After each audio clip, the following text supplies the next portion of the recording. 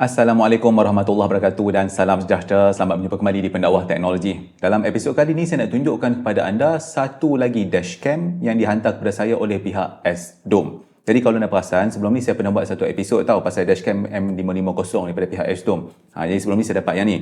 Jadi mereka kata mereka suka episod tu, jadi mereka hantar dekat saya satu lagi. Jadi model yang seterusnya yang saya dapat ni adalah model M63. Jadi saya boleh cerita dekat anda siap-siap nah. Perbezaan di antara M550 dengan M63 ni adalah jumlah kamera dia. M550 ni dia ada 3 kamera, iaitu kamera depan, kamera belakang dan juga kamera dalam kereta ataupun kita panggil sebagai cabin kamera. Manakala yang 63 ni dia hanya ada 2 kamera sahaja, depan dan belakang. Jadi kalau saya tengok dekat website S-Dome ni kan, saya tengok yang 550 ni harga dia tu antara yang paling tinggi. Manakala yang 63 ni dia macam sebelum paling tinggi tu, dalam pertengahan gitulah. Okay, itu adalah antara perbezaan yang paling ketara. Okay, saya simpan kotak ni tak kat tepi. Jadi saya tak nak bazirkan masa anda, jadi saya dah bawa keluar semua barang-barang yang ada dalam kotak tu. Saya tak payahlah buat, orang kata apa, unboxing sampai nak buka satu-satu kan. Jadi apa yang anda akan dapat dalam kotak adalah, mula-mula sekali adalah benda ni. Ini adalah kamera depan dia tu, ataupun kita panggil dia sebagai main unit lah kan, satu. Lepas tu anda akan dapat kamera belakang. Okay, kamera belakang ni satu benda yang mula-mula saya buat ni, saya tunjuk. Benda ni keras, memang keras betul tau. Bukan kata memang ini keras, memang besi solid. Okay, kenapa saya kata benda ni besi solid? Sebab yang model M550 sebelum ni, housing untuk kamera belakang tu adalah plastik. Tapi yang ni bukan, ini memang keras betul.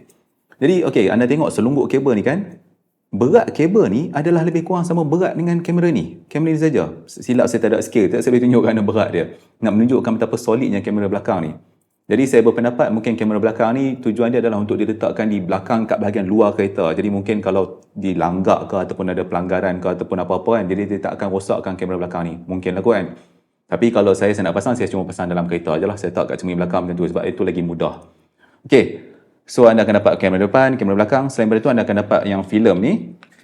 Jadi filem ni dia bergunalah untuk anda nak tampai kamera depan ni dekat cermin depan tu.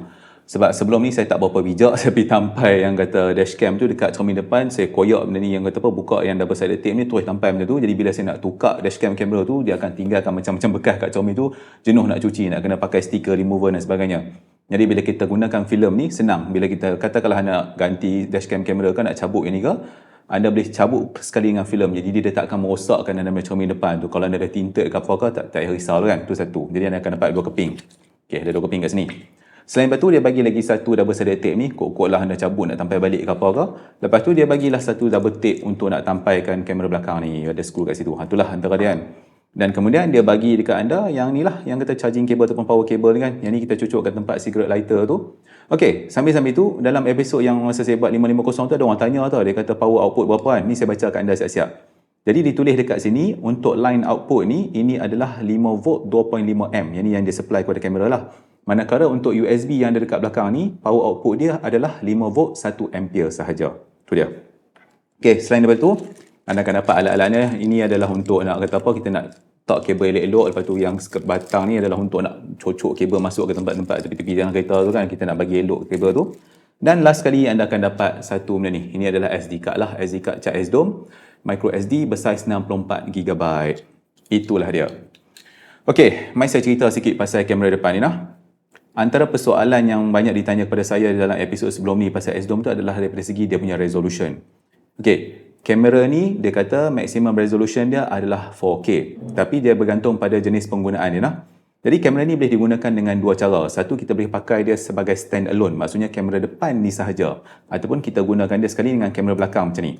Jadi bila kita mode berbeza ni, dia akan memberikan resolution yang berbeza tau. Contohnya kan, saya buka dia punya owner's manual kan, dia dah cerita dalam ni siap-siap. Kalau saya gunakan kamera ni sebagai stand alone, dia sahaja, saya tak pakai kamera belakang, maka dia ada 4 resolution yang boleh record. Resolution pertama tu adalah 4K. 4K tu adalah default. Maksudnya bila anda buka benda ni, sampai kat kereta, anda record, dia memang akan record dalam 4K kalau anda tak ubah apa-apa.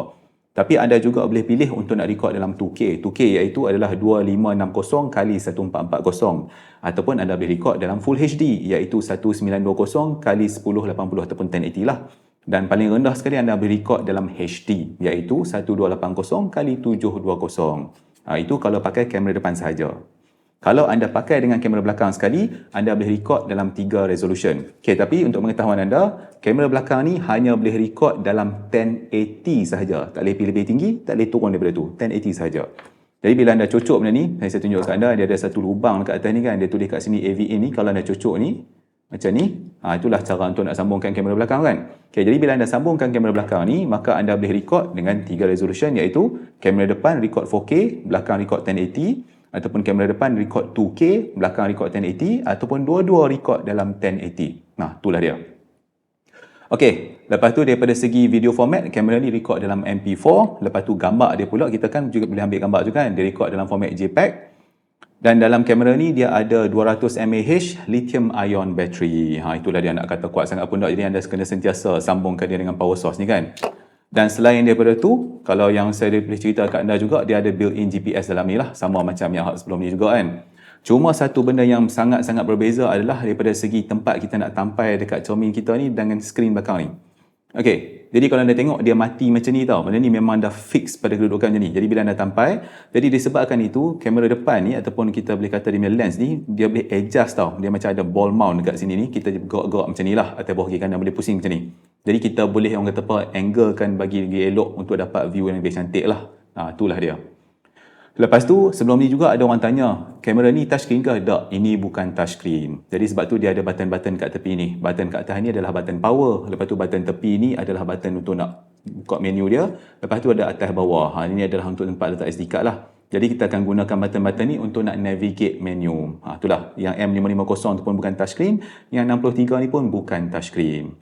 Okey, mari saya cerita sikit apa yang ada atas kamera ni. So yang atas tadi ni, yang AV in tu tempat cucuk kamera belakang. Ini adalah tempat nak cucuk power dia. Ini butang yang saya kata tadi power on tu kan.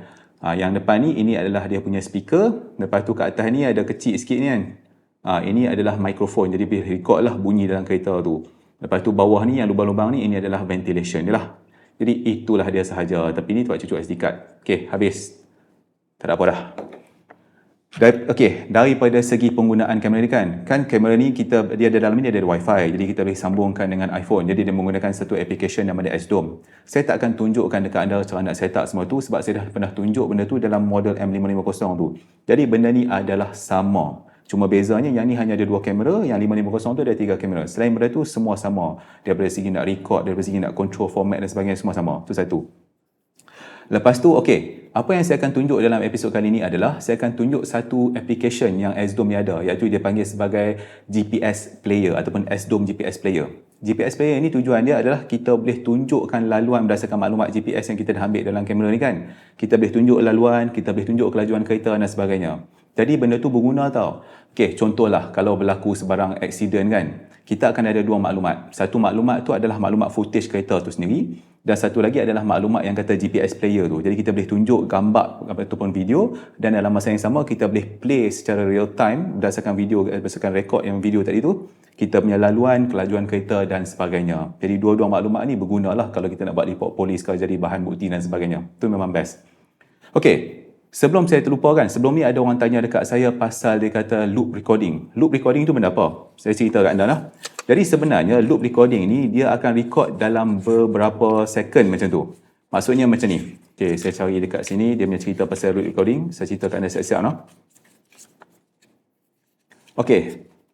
Kamera ni dia ada 3 mode untuk loop recording. Sama juga untuk yang M550 tu. Loop recording tu macam ni. Kalau kita tutup loop recording tu, bila kita record satu video dalam ni kan, maksudnya bila anda gunakan kamera ni, dia akan record sepanjang perjalanan kita tu dalam satu file. Itu kalau kita tutup loop recording tu. Jadi kita boleh pilih untuk nak set sama ada kita nak record setiap 1 minit ataupun setiap 3 minit ataupun setiap 5 minit. Itu jumlah tempoh masa setiap satu recording tu. Jadi by default, secara defaultnya dalam kamera ni kalau anda tak kacau dia akan record dalam 3 minit untuk setiap satu file. Okey. Mari saya cerita dekat anda kenapa benda ni penting. Katakanlah contohnya berlaku pelanggaran dan sebagainya. Kita tak tahulah mungkin berlaku kerosakan kat kamera ni ke apa kan, yang mana dia mungkin mengganggu file format. Macam-macam, kita tak tahu macam-macam benda kan. Jadi kalau anda record dalam satu file yang panjang, kalau berlaku file corruption ke SD card corruption dan sebagainya, contohlah kan, maka seluruh footage tu mungkin hilang. Tapi kalau anda buat loop recording, maksudnya anda record setiap 1 minit ke, setiap 3 minit ke, setiap 5 minit ke, Kalau berlaku sebarang kerosakan ke apa ke, kebarangkaliannya adalah mungkin sebahagian file tu rosak dan sebahagian lagi mungkin masih ada. Jadi tak akan hilang semua footage. Itu kebaikannya. Tapi sebab tu dia ada 3 tau. Kalau anda record terlalu pendek, contoh seminit, maka anda akan ada file yang terlalu banyak. Tapi file yang terlalu banyak tu maksudnya baikkan dia adalah kalau rosak sebahagian, anda mungkin akan boleh salvage lah ataupun kita boleh dapat maklumat-maklumat daripada file-file lain kan. Tapi kalau anda record terlalu panjang juga macam 5 minit, kalau sekali hilang satu file tu, maka hilanglah 5 minit jalan cerita tu. Jadi anda kena balance lah. Sebab tu dia kata 3 minit tu antara yang paling elok. Tu dia. Lepas tu selain daripada tu, yang lain tu saya rasa tak ada apalah daripada segi penggunaan tu kan. Okay, sekarang saya akan tunjukkan dekat anda footage daripada kamera ni. Daripada segi pemasangan pun saya tak akan tunjuk sebab cara pemasangan dia adalah lebih kurang hampir sama macam yang saya buat sebelum ni. Jadi saya tak nak bazirkan masa anda untuk nak tunjuk balik cara nak tarik kabel semua tu. Jadi dia sama macam M550 tu. Okay, saya akan tunjuk dekat anda footage dan kemudian saya akan tunjukkan dekat anda yang GPS player tu.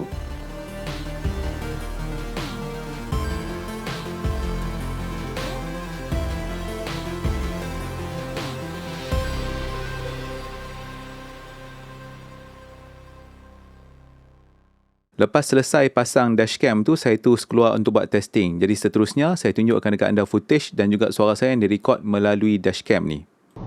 Sekarang saya tengah record menggunakan S-Dome M63 di mana anda sedang mendengar suara saya melalui mikrofon yang ada pada dashcam ni. Jadi resolution depan kamera ni adalah 4K manakala resolution belakang adalah 1080 dan saya dah enablekan WDR ataupun Wide Dynamic Range. Jadi waktu sekarang ni adalah dalam pukul 7.30 macam tu waktu maghrib. Jadi kat luar ni nak kata gelap sangat pun tak lagi. Nak kata cerah memang tak cerah dah lah waktu-waktu maghrib macam ni kan. Jadi anda try tengok lah kualiti gambar kamera S-Dome ni. Jadi sambil-sambil tu saya kena cerita juga dekat anda, kamera belakang tu memandangkan saya install dia di dalam belakang cermin lah, maksudnya dalam kereta kan.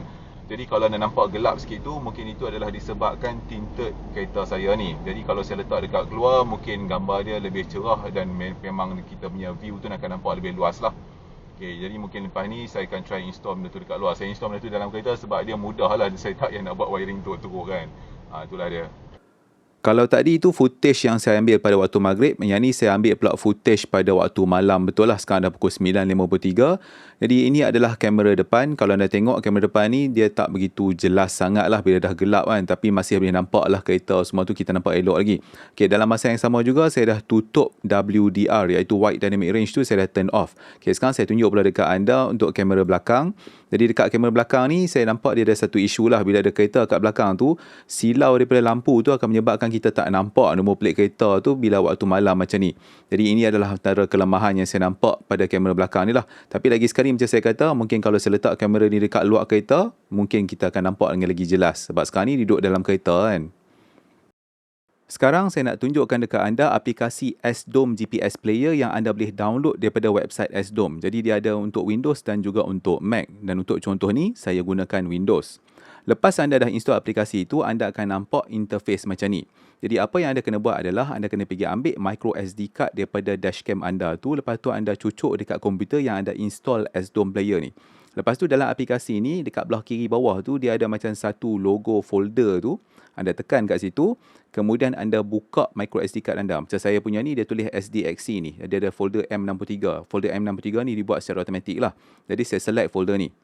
Jadi apa yang akan berlaku seterusnya adalah aplikasi ni dia akan buka semua-semua file dalam tu. Jadi anda boleh nampak sekarang ni, yang belah kiri itu adalah angle kamera yang saya punya kereta ada. Sebab saya cuma ada dua kamera, nampak depan dan belakang je lah. Yang belah kanan tu yang menarik, di mana dia tunjuk peta dan juga maklumat-maklumat lain. Contohnya kelajuan kereta dan hala kereta saya duk pergi sama utara, selatan, timur, barat semua tu. Jadi kalau saya nak tengok kereta punya pergerakan pada waktu-waktu tu, saya pilih file dia. Macam sekarang ni saya tak bergerak sebab saya tengah duk beratur kan. Okay, mari saya pilih file lain. Saya klik kat sini.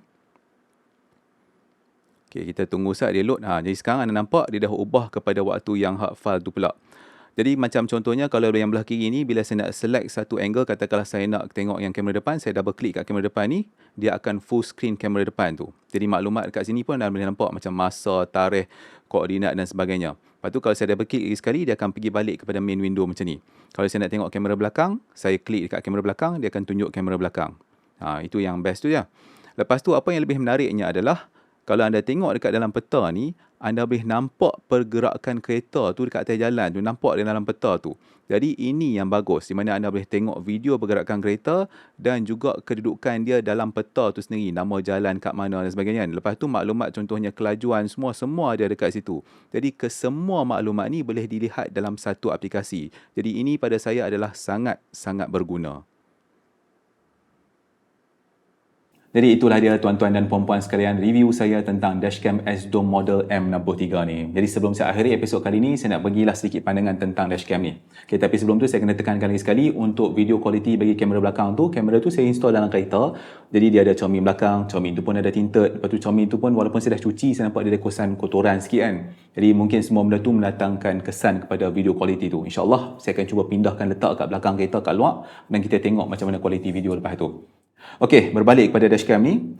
Daripada segi apa yang saya suka tentang S-Dome ataupun model 63 semua ni kan, adalah keupayaan untuk nak gunakan aplikasi S-Dome Player ataupun S-Dome GPS Player tu. Melalui aplikasi tu kita nampak semua angle, nampak peta laluan, nampak kelajuan kereta, nampak masa, nampak tarikh, nampak koordinat. Semua kita nampak dan semua maklumat tu tally. Pada saya feature tu dia sangat-sangat berguna, terutamanya kalau nak dijadikan bahan bukti. Memang sangat berguna. Jadi baguslah S-Dome ada benda tu.